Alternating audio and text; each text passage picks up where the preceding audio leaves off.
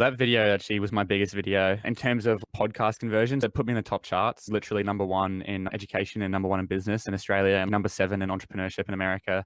I had these people in America like reaching out to me. Hey everyone, welcome back to the BizTok show. In the studio today, I have Byron Dempsey, who's the host of the Driven Young podcast. He also has 200,000 followers over on TikTok. His story is really cool. With his success on TikTok has helped him drive his podcast to be one of the top charted podcasts and has over 100,000 downloads. We're going to dive into that right now. Byron, welcome to the show.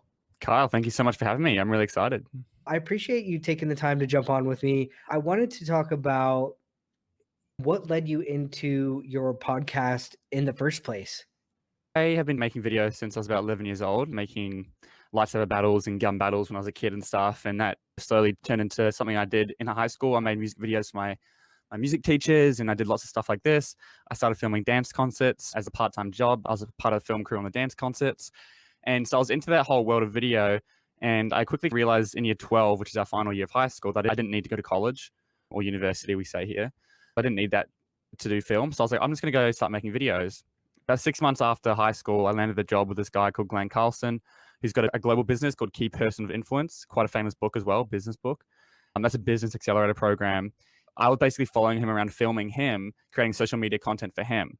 And within 2 or 3 months with him, because I was just following him around, I was attending all of his events for free, I was doing all of this cool stuff, I learned so much from him. I was like, wow, why don't we learn any of this in school? And once I had that thought, it kind of kept evolving. I started speaking about it. I spoke with my dad about it. And then I kind of went, you know what, this is something that I'm quite passionate about. I think we should be learning more important skills at school that are a bit more relevant. I went to a podcasting conference called We Are Podcast, which had some of the massive podcasters I met, like Jordan Harbinger, Pat Flynn, a bunch of other people, and I spent some time with them. And that just really unlocked my mind to the power of podcasting. This was 2018. It wasn't that long ago, but also podcasting has become very normalized since then. It was still quite odd to have a podcast in 2018. Only business owners had it, not a 20-year-old kid. Then I realized, wow, if I use my video skills, I can combine them both and I can film the podcast, and that gives me unlimited content to start growing my brand and building my personal brand. So that's what I did. I started the podcast. I've been filming every episode with 2 cameras, 3 cameras sometimes. Then in August last year, as COVID hit, I lost most of my clients, my other business. So the podcast was a side hustle for a long time, as everyone's podcast is, right? Right. Yeah. I lost all the clients in my video marketing business, almost all of them. I was down to 1 client. And in Australia, we got this thing called JobKeeper, which is like the stimulus package. So we got some money coming in. And so I was like, I had some free time. I had some money coming in.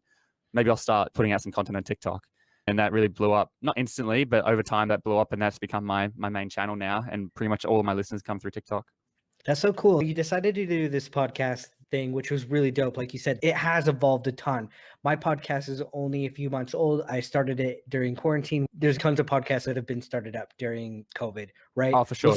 We'll see how many of them last once things open back up.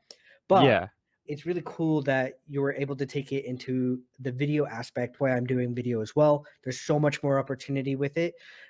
I love how you said that you wanted to take it to TikTok. That's interesting because a lot of people would not think that. What was your thoughts there? What drove you to try making content on that platform versus others? The first 6 months of my podcast, I wasn't using TikTok, and I was just posting on Instagram and Facebook and stuff. I was using square videos with titles and subtitles, and they got basically no traction, basically nothing.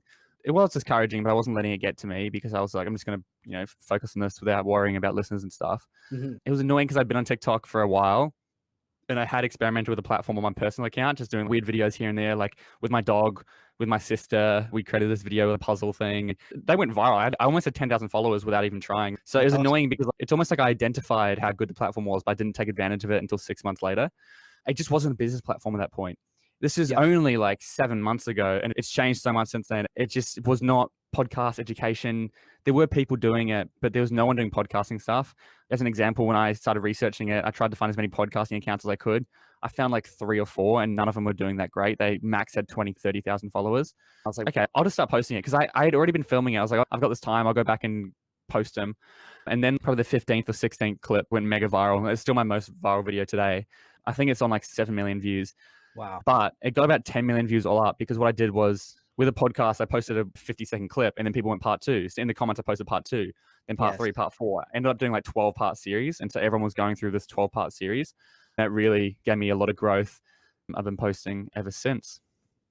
That's so cool. A lot of people that are listening right now are thinking, wow, how can I bring my business to TikTok? I love that you took the opportunity to try it out. But that's what I always tell people right now. What do you have to lose? Try it out, test things out. Because I'm sure in the beginning, even with your podcasting, I went through actually and scrolled to the bottom of your account and you tried little things. And then you finally saw doing your traditional podcast and showing those clips is what really worked well for your channel. Yeah, for sure. To be honest, it's probably, if you saw the videos you're talking about, probably like the to camera ones where I was like selfie. Honestly, Yeah, I'm just yeah. lazy. That's a lot more work. The work to reward amount is so much lower for doing the podcast clips because I can create them at scale versus doing like a selfie clip, which takes me 10, 20 minutes of editing. But I should clarify to any listeners, my strategy is of the podcast is I film the podcast and I take 30-second to 45-second snippets and I just post those on TikTok. So one episode will get me at bare minimum 20 to 30 clips. The most I've gotten from one episode was like 70. That was a good episode, a long one. Honestly, it's overkill. But this strategy is really cool because it basically gives you unlimited content. 100%. I think podcasting is great for all social media because you have tons of content. You could turn it into videos. I watched your presentation and you said you could create videos for Facebook, LinkedIn, ads, stories, TikToks, turn it into blog posts. I think TikTok should be part of your marketing strategy. I think having a podcast should also be part of your strategy as well. Yeah, When I think I'm quite deep in the podcasting world. I've got a lot of connections in that world. I love podcasting. I've got multiple podcasts. I'm just a big fan of it as for that reason. However, I do think you should be starting a podcast for the right reason. For me, like I had a problem I wanted to solve. I mentioned to you in my story, I came across this problem. I didn't start the podcast for like a year, maybe even 2 years later, because I didn't know how to get my message out there. I just identified podcasts as a great vehicle to get my message out there. Whereas I think a lot of people, especially in COVID, kind of went, all right, I'm going to start a podcast because I'm bored or because I think it'll look good for me. Whereas it should be, I want to meet cool people. I want to provide value to people. I want to get my message out there. But the problem is if you're just doing it for the wrong reasons, as you mentioned, you probably won't last. I think 85% of podcasts don't make it past 7 episodes because it's really exciting to start a podcast. It's super fun and sexy to come up with the artwork and all the stuff. But as soon as you've got to grind every single week, it's like, Totally. And if you don't have the right editing team, it's a lot of work to edit the podcast and then put it up and where you're going to share it to and break those things down. People don't come find you organically. You have to put in a lot of work for people to find them. There's also a lot of convincing because podcasting is becoming a lot more popular, but there's still tons of people that have never even listened to one before in their life. It's very funny you say that because to preface, I didn't even say it. My podcast is called Driven Young, which is aimed at educating, inspiring the younger generation with practical life skills we don't learn in school. So number one, I'm an educational podcast. You're always at a disadvantage if you're doing education over entertainment, which is fine. Because I am targeting young people, the majority of my audience aren't even on the podcasting platform yet. And so that is something I didn't realize going into it. I'm glad I didn't realize that. Otherwise, it would have been too big of a task. I would have been too daunting. But I didn't even consider the fact that most 14, 15, 16, 17-year-olds aren't even listening to podcasts. Not only do I have to get them to listen to my show, I often have to get them to convert to the platform and actually start listening. Honestly, the only way I know how to do that is through TikTok. I don't know another way where you can convert a young audience into long-form content because they're not on Facebook. They are on Instagram, but only a very small percentage of my followers go and listen to the show, which obviously is still thousands of people, but it's crazy. You need to provide so much value for them to actually shift over. I got a girl message me. She was like, hey, I've been following you on TikTok for 6 months and I finally decided to listen to one of your podcasts and I love it. And it's just like, wow, it's 6 months of watching my content before she actually went to the platform. That's really cool that you say that too, because that is proof right there of why you shouldn't give up. There's so many people that come to platforms or decide they're going to have a strategy and they try it for 30 days and they're like, nothing happened. I'm quitting. It sometimes takes 6 months for somebody to believe in you enough to take that next step to doing something that they're not used to listen more. That is such great feedback and so rewarding. There's a video in particular you did about your story of kind of who you are and how the podcasting game changed from TikTok. And I have that video. I want to play it and then we can discuss it. Yeah, awesome. This is more of Byron's story right here. And it's a TikTok video, so it's very fitting. Here we go. 3 years ago, I graduated high school, and after graduating high school, I quickly realized how badly it had prepared us for the real world. I didn't know anything about taxes, the economy, getting a loan, how to start a business, and all that. So I decided to start a podcast called Driven Young, which explores practical life skills we should have learned in school. A podcast I wish I had when I was younger. I launched it, and let's just say it didn't go too well. But for about 8 months, I worked on it part-time, 30 to 40 hours a week, and that is where you came in. 3 months ago, I started posting clips on TikTok, and it exploded. I've gained thousands of listeners and over 3.5 million likes. Countless people have reached out to me about the show and how it has impacted their lives. So thank you. Without TikTok and without you guys, I wouldn't be here today and able to meet these amazing people and learn about their stories. I believe the education system is failing our generation and no one seems to be doing anything about it. If this resonates with you, feel free to give me a follow and check out the Driven Young podcast. That video right there was really dope. I love that you shared your story. And that's another great point to TikTok, is sharing your story just like that does really phenomenally. Yeah, that video actually was my biggest video in terms of podcast conversions. It put me in the top charts, literally #1 in education and #1 in business in Australia and #7 in entrepreneurship in America. I had these people in America like reaching out to me. They keep track of the top charts and they were like, this random podcast just entered it. And I was like, oh, yeah, that's me. And that was because of that one video. I'm not exaggerating. That one video did so much. It got like 600 to 700,000 views, which is not my biggest video by a long shot, but the conversion rate on that was massive compared to a normal video. I'm actually thinking about reposting that video and updating it and just changing some of the stuff. And because it was posted like 3 or 4 months ago, I'm probably going to repost it soon, but I'll update it and actually re-edit it. It's actually on my to-do list for this week. That was a game-changing video. These podcast people that are checking out the charts are like, hold on, who the hell is this guy? And that is exactly what's been happening in the music industry with TikTok, because there's so many of these underground artists that are emerging because of TikTok. So how cool is it that it works for podcasting as well? That clearly is proof that they're like, who the hell is this guy? You weren't like this giant business guy that decided to put a podcast together like Elon Musk or something launching a podcast. Duh, you'd be able to see him transfer and become a top charter. That's the opportunity that is there with TikTok. And just showing the conversion rate from that one video of telling your story, how big of an impact that was, that is what people want to see on TikTok, is that storytelling. They want to see something that is going to inspire them. It really inspired me. I realized, you know what? I don't have a video telling my story and what my podcast is all about. That's something I'm going to be working on this week. Is I'm going to be launching a video very similar to what am I even doing? It's inspiring for anybody that's listening. You could do a video similar to that for anything you're in. It doesn't have to be podcasting. It'd be about your business, your small business. Tell us a little bit of your story and where you came from. That resonates with people because it makes them human. When I saw that video, I can listen to it and see it through my eyes because it's relatable, if that makes sense. Relatable is the biggest thing I go for with my podcast. I'm in Gen Z technically. The reason I wanted to start it while I was still quite young is I want to relate to them. You could start this when you're 30, which obviously isn't old, but when you're 16, 30 is very old. And you're probably old and annoying to them when you're 16, like speak a different language, especially with TikTok, a whole nother language.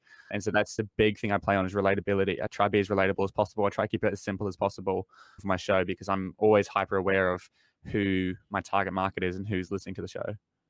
Relating to different things in different languages. Being on TikTok has helped me. I'm in my 30s. It's totally true. My 15-year-old daughter probably thinks I am old. I know my 7-year-old daughter definitely looks at us and thinking, wow, you guys are really old. But being on TikTok helped me understand the culture of Gen Z and how I can talk to them, how I can relate to that level as well. So now not only am good at targeting my own demographic and even older ones because of being able to see what my parents are going through, but also understanding the Gen Z market. That's how you can really adapt your business, because look, you're part of Gen Z. You're a grown man. You're making decisions. You own business. You're top podcast charters. I feel people look at Gen Z sometimes as being way younger than they really are, and they're not focused on them. I don't know if you agree. Yeah, I mean, I think I could be millennial or Gen Z. There's a 3-year window which I fit in, which is either one. So I'm older end of Gen Z. But yeah, absolutely. I think Gen Z is starting to hit that age where it's like they're actually becoming adults. And the new generation's coming in, but we still associate Gen Z with 12-year-olds. Exactly. I have two, 15-year-old and a 19-year-old, and my 19-year-old has friends that are having kids. So some of these Gen Z kids are parents now. Wow. It's shocking to think, but it's interesting. What types of videos do you feel work best on TikTok? It depends on your niche. It depends on whatever field you're in. For me, educational content, it's very important you have a title. All my videos have a title on it to hook them in. the title can make and break the video. I think you saw in my presentation, the example I Yes. used, I had a video that hit 300 likes the first time, and then it went from 800 views to 800,000 views. The video is identical, except the title was changed. The ability to be able to figure out what is a good title. And it doesn't have a clickbait, right? I guess it is clickbait, but also it's truth. I think clickbait is when you claim something that's not true. They're all relevant to the video. You're just trying to make them look more enticing. So that's really important. Also, making sure it doesn't look like an ad. It looks like organic. It fits on TikTok feed. All my videos are the full phone length. I add TikTok music in the background. I add the TikTok font to make it look like it's in TikTok. It would be easier to do all of that in Premiere while I'm editing them all at once. It'd be easier to add music all at once, but I do it in TikTok because it makes it feel like it's part of the platform. Yes. When it comes to education, just be short, sharp, sweet, and actually provide value. I think with my videos, they're all just the same thing. They're all providing value. I don't do trends. Whenever people are like, I don't know how to get on TikTok, I don't want to dance and stuff. I don't dance. I don't do any of that. I just do pure educational content. I don't do any trends. There's a lot of people who are in the business world, and it works well for them. They'll like dance and point at different strategies you could use. Like, here's some business tools you can use. Bang, bang, bang, and dance to that, which is great, but it's not my style. So you figure out your style and what you're comfortable doing.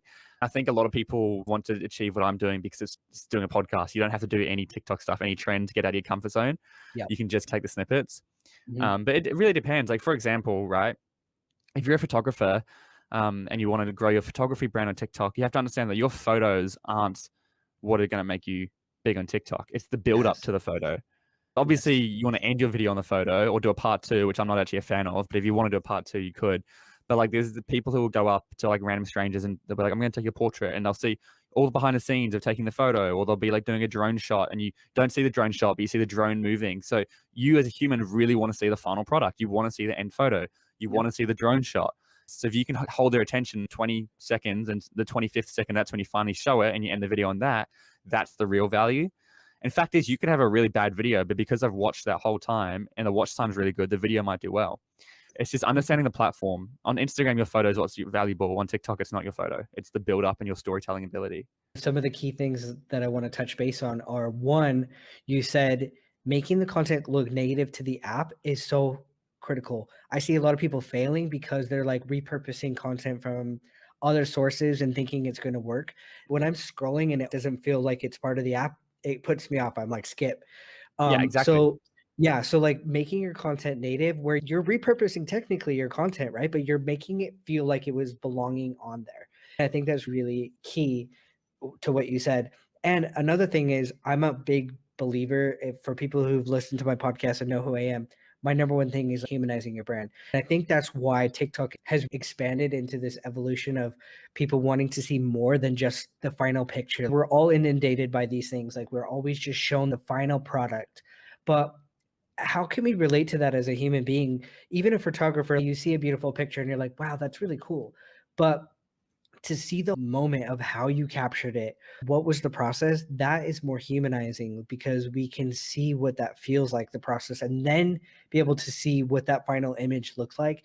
That's what's so captivating. So businesses out there who have products and their Instagram page is only about showing that, well, that's great, but what does that really mean? What's the story behind it? How can it fit in with being human? And that's what I love most about TikTok, is people are doing such a great job with that, of turning their business into a real life human perspective. And that's what's driving it. Same with that video. You could have just quickly showed an image of your podcast, but you talked about the story. Why are you doing what you're doing? And that was what converted. And that's the same with anybody out there that's using TikTok right now. If they do it in that right way, that's what's going to work.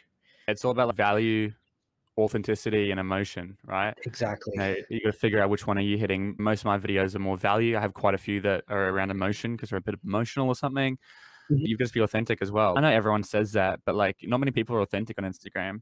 They're sharing the highlights of their life, which is totally fine, because I get you don't want to share the boring parts, but then photoshopping and they're doing all this different stuff. And they might have had a fight with a boyfriend 10 minutes ago, yet they've just posted a photo on the beach looking all 100%. Cute. On TikTok, that doesn't really happen as much. It does happen. And that's why Gen Z love it, because they're just burnt out from Instagram. They're burnt out from all this bullshit stuff. TikTok does feel a lot more authentic. However, TikTok still slams you in the face with good looking people, which make you feel crap. You've got to really customize your For You page. So mine, I don't get much of that, but every now and then I'll get like a really attractive girl or a really attractive guy on my page. I'm fine, but I can imagine if you're like 15, 16, especially if you're like a young girl Yeah. and all these pretty girls are popping up on your page, I really feel for them. I think that's so tough, whether they are consciously aware of it or it's subconsciously affecting them. They're constantly comparing themselves, and it's really, really sad and hard. It's really hard. I think it's a big reason Gen Z have such high levels of mental health problems. Not that solely reason, but social media has definitely played a big role. Oh, big time. And I think Instagram is a really big factor of that as well. Like you said, with the whole filter, picture perfect life. I do agree on TikTok, you do get those people that are like, wow. And they're crazy enough. And I'm not going to diss on everybody because it's not true for everybody. But sometimes you get those attractive people who are literally just like biting their lip or something in the camera. And then that video is 8 million views. And you're like, what's the value I received? Well, that's the thing, right? Yeah. So for me, and look, I don't know if this is sounding egotistical or anything, but I feel like I've built up a good brand through just providing value and just building that. Like, look, it's easy to get 200,000 followers on TikTok if you're good looking or you post some funny videos, your dog or cute or whatever. But for what? What's your end goal with this? Great, you've got followers, you've got people who are watching your content, lots of views, but do you have a business around it? Is there a purpose? Are you trying to build your brand or whatever? I think there's people who have over 1 million followers, and I know people who have over 1 million followers who don't make any money from TikTok because their audience is very scattered. They're not really sure what they're actually doing. They might have just started TikTok and it just kind of blew up and here they are. But I really worry for people that happens to. I think going viral, if you don't have a plan in place, going viral is one of the worst things that can happen to you long term, because you have that hit, you have that feeling of fame, and you have that all those views and stuff, and then it's eventually going to decline and you're going to miss it and you're going to feel like quite insignificant and you might have to go back to a day job or whatever.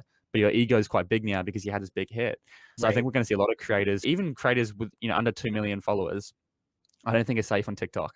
It's all about intention. Even my friend, she just started blowing up on TikTok, and she's a midwife, and she put out a video that was, I think, a documentary. She came and filmed, and she was in one of the clips in the documentary, and she's reposted it, and it got millions of views, and she's grown to like 50,000 followers instantly. I messaged her. I was just like, you've got to prepare yourself for when your account starts to go down because you've hit it instantly. You got very lucky. I would actually say it's unlucky because she hasn't built up that resilience, because now she's just gone straight into having fame. For me, it was a bit better because I mentioned I did 6 months with no views. In my first 15 videos, I didn't really get much views. I got a few thousand views. I was a little bit more used to it. But for her second video just hit instantly. And so it's like, ooh, when your account goes down, I was like, just keep putting out content. Don't worry about the views. Just keep putting out content. That's why I try to look at it, because I just think you can't go in thinking you're going to get lots of views. If you do get lots of views, great, but it's not actually all good. There are always downsides to stuff like that. You hit that perfect on the money. I talked with Giselle Ugardi, and we talked about the exact same thing about there's people that are wanting that instant success, but they don't understand what comes with that.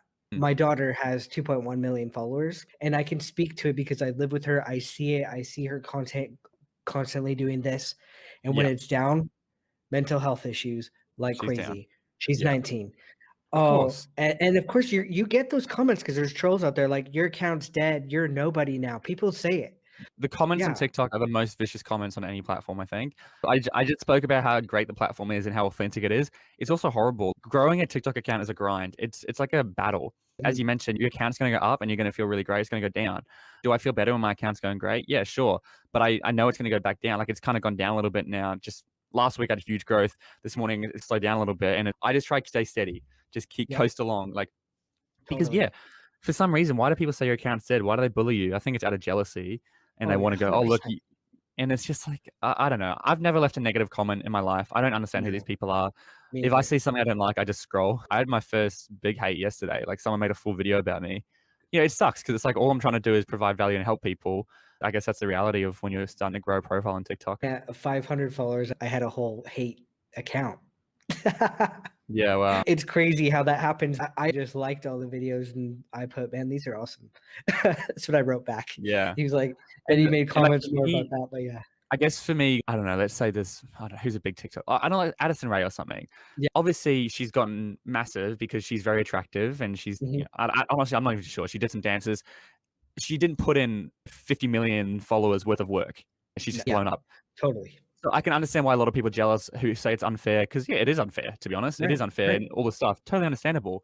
Do I think she's a bad person? Of course not. She looks lovely.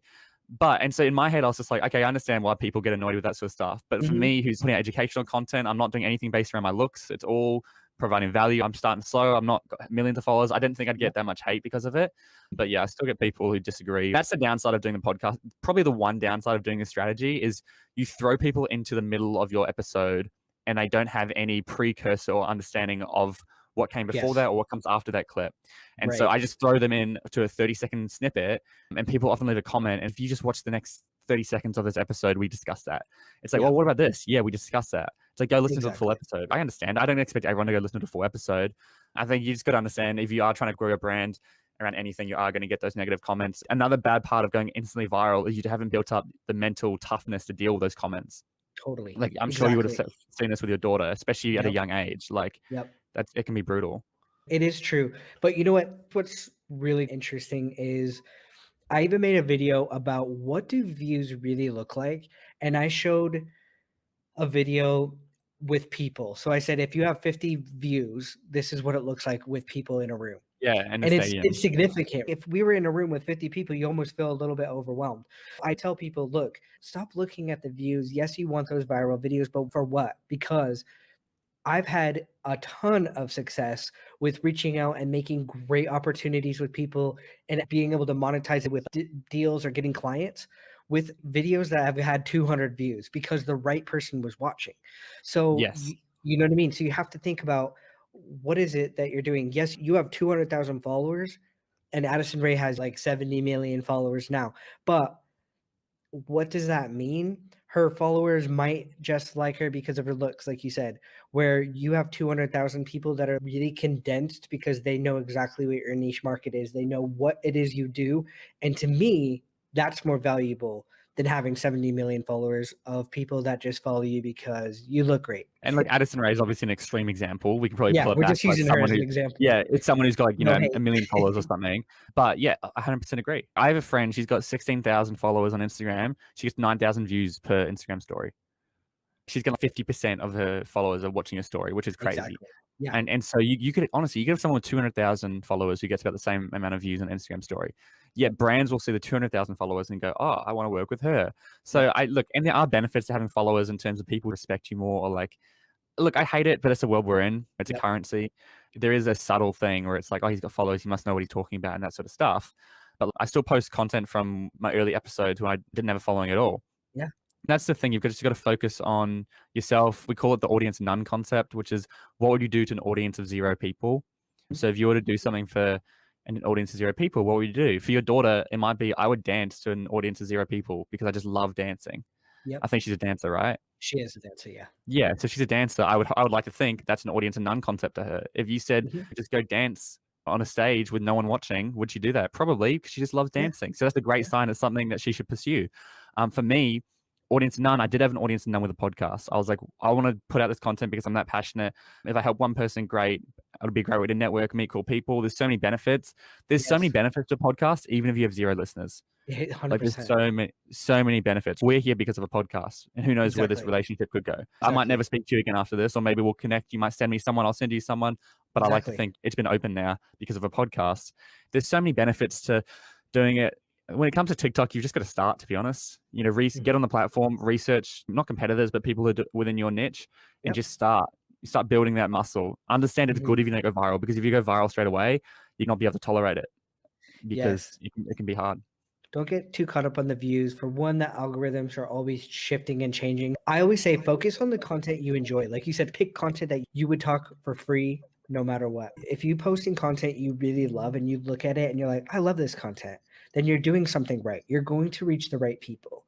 If it grows slow, to me, I agree. I think that's even better, because I've actually seen accounts that grown really fast and they've had to stop because they can't handle it. They couldn't, and people are depending on you. Whereas if you grow slow, you can build up, and it gives you time to test things without all that. Yeah, you get it to also try means things like, out. if I say something stupid, I don't get cancelled immediately because I don't have a huge following. I probably have said some stupid stuff on the podcast. There's 53 episodes, an hour long each, or 50 minutes each. I'm sure I've said some stupid stuff before. Slow, steady, consistent growth, or slow, steady growth is one of the most beautiful things when it comes to any of the stuff. Now, look, obviously, if you're getting like 1 follower a day, that's probably a little bit slow. But like the growth I'm at right now, I'm very happy with. when I repost this video, which is the one you showed earlier on, that got me like 30,000 followers or something. I love that hit and stuff, but it's like slow, consistent, steady growth is beautiful because, as you mentioned, you can predict it, you can maintain, you can split test, you can find your feeding. So hopefully in that time while you're finding your feet, you're still growing. Then we get to a point where you are big, you found your feet, and you're not going to collapse under the pressure or under whatever's happening. Exactly. I do this as well. Sometimes I'll find an account that I love and I'm like, dang, because it's easy to compare yourself as well. When you're Oh, I getting do it in as here, well. yeah, you do it, right? You're like, dang, they're doing so much better, or I love what Mm, they're doing. But I found a little trick. Most creators on TikTok, especially, they don't get rid of their old content. So scroll, even if it's 2 years old of content, scroll to the bottom and see where they first started. Most yeah. likely, it's not going to be that great. They have no idea what they're doing. They look lost and confused. It's because they've adapted. They've been on the app long enough to learn and learn from their mistakes and talk to more people. But when people Mm, come to the app, they see these great videos and they think that they have to be at that level. You don't have to be perfect yeah. to start somewhere and try things out. This is the best opportunity to use TikTok is to test content. This is the first short form platform that has really taken off. There's others that are following Reels, YouTube Shorts, Mm, Snapchat just created their spotlight. Everyone's following in that footsteps because it's going to be the future. So why not start now on a platform that's going to give you some great organic reach and be able to build an audience slowly and have great conversions when you do make those great videos that finally kick off. There's lots of awesome things that TikTok is bringing as well. I wanted to ask because you mentioned something when I was listening to the thing. This is great advice for people who are like, where do I start? You said creating a top 10 list. And I think that's oh, yeah. key. Tell me Yeah. a little bit more about that. That was my little how to create 100 TikTok ideas in 30 minutes. And it's practical. You create a top 10 list within your niche. So an example for me, top 10 things we should learn in school. So I'd sit down, what are the top 10 things I should learn in school? Number one, financial management. How do we manage our money? All that sort of stuff. Number two, critical thinking. And number three, basic economic understanding. Number four, relationships. Number five, etc., etc. So you create that list. Now that's a video each. You can now pull out your phone. Top 10 things we should learn in school. Number one, we should learn financial literacy, blah, blah, blah. So that's 10 videos. Now, if you wanted to take it further, you could do those 10 videos. Now let's create 10 videos within each of those categories. So number one might be financial literacy. You might go, all right, top 10 financial mistakes young people make. So you'd be like, top 10 financial mistakes young people make. Number one, getting a car loan when you're young. Or number one, blah, blah, top 10 simple economic hacks. Create top 10 lists within all those. And the cool thing about top 10 lists is number one, it's easy for you. Number two, it's good to have numbers in your title because they'll stay or something. Top three things you should learn to school. People want to stay to see all three. Yep. And it's just a very easy way to get on the platform and start putting out content. It doesn't matter what business you have, what space you're in. Everyone can do a top 10 list. It is a great way to do it and highly recommend if you're on the fence or if you're looking to get on the platform. I think a lot of people overthink it. They're like, I don't know what to do. They get overwhelmed by seeing all this content and they don't know where to start. And that's such a great tool. It's funny. I've been doing this a long time. I know TikTok like the back of my hand, yet I still learn so many things every day from new people that are just out there. So one, I'm making a story about my podcast. Two, I'm going through and making a new top 10 list because I've made one in the past, but I'm going to sit down and really craft one really hardcore and go through that. And the great thing about it is this is once you do break down and you have 100 video content ideas, you're going to get a ton more because with that comes conversations around it. People are going to ask you questions. People are going to give you new ideas. And now you can reply to comment or somebody might duet you or you can find videos within that and duet them back. The endless cycle happens once you kick it off like that and put enough content out. I love that feature on TikTok is that reply to comment features. That's great. I don't use it enough, to be honest. I should do it more. But I did want to say, I think everyone has self-doubt with TikTok. You made such a great point about how when you see an account and you're comparing yourself to their latest videos, if you actually scroll down and see their earlier videos, it's like, oh, I should be really comparing myself to here because this is where I am. Don't compare your chapter 1 to their chapter 9. I think that's really important that people understand that as well. Because like for me, I mentioned I had a video go really viral early on. I had a lot of self-doubt, even when I was on like 50,000 followers and stuff, because all my first viral videos were all not me. It was my guests. It was clips from the guests. And I was like, man, I hope people actually recognize my name and recognize my brand. Am I actually building my brand? Is my TikTok account even that good? Am I just leveraging the guests? And I Right. was, but then over time, I've had heaps of viral videos of me. Now people actually recognize me. And over time, I've built that brand. But even when I was getting lots of views and stuff, I had so much self-doubt. It's like almost as humans, like what excuse can I find to not be satisfied with this? And so for me, it was like, it's not me doing it, it's the guest that's providing the value. It's not me. People aren't going to recognize me. Now I get heaps of viral videos with my guests, but with me in it as well. Just keep going. Yeah. Consistency is key. It really is. It's the truth. I think it's really important to be involved in your videos as well. I had a guest on my show who has a really awesome product. Her product's really, really cool, but she only shows it in her videos. And people are like, wow, this is a really cool product, but they can't really follow. There's no story there. So I told her, please get involved more. That will help your account grow. People will find a face to it. Your guests constantly change. If you were just to show the guests only, it would be hard to stick with it because it's just constantly changing. People are like, who am I relating to? There's all different kind of personalities here. But when there's a constant there, a constant human being, that's when people can relate. I feel like personally, the accounts that I follow always have somebody in it that's a constant that I'm learning from. Personal brand is the most valuable thing you can build. If you can start young and start building your personal brand, it's always going to be with you. And look at Tesla. Why is Tesla worth so much? Because Elon Musk runs it and people believe in him as a visionary. They shouldn't be worth that much. But because if Elon Musk just quit Tesla, the stock would plummet. Yeah. That's all because of personal brand, right? Exactly. And so it's such an important thing. Gary Vee, he's done a great job with his personal brand. Virgin Records, Richard Branson's been great being the face in personal branding himself. And I made a post today about your personal brand. Even if you don't have a business and you're a 9-to-5 employee, you still have a personal brand. And so being out there and making content could land you to your next career at a place because somebody loves what you're doing. I think video is key, even if it's your personal brand for yourself and you love being a 9-to-5 employee. Well, you might land the next job because of how great you are on video. I think there's so much opportunities that people can have with TikTok and short form content. 100%. Absolutely. I think it's insane, the opportunity. My account really took a huge hit around December. I literally couldn't break out of 170,000 followers. I couldn't break out of that 500, which is insane. I normally break out of that in a few hours usually. So I was like, what the hell's going on? I was getting 1,000 followers a day 2 weeks ago. I think I lost followers some days. I was like, what the hell? I know in my head, I was like, maybe TikTok's just changed. My account, educational content's not as good. My videos aren't as doing as much. And I was like, maybe it died a bit. Then I had a bit of a wake up. I was like, no, stop making excuses. And I started innovating and added subtitles to all my videos and stuff. And now, it's picked back up again. My excuse was all these new people have joined the platform. Now there's no organic reach, but it's not true. There's still so much. Tons. There's still so much. Exactly. No, that's my cool. friend I mentioned hit 50,000 followers in 3 weeks. So there's heaps of potential.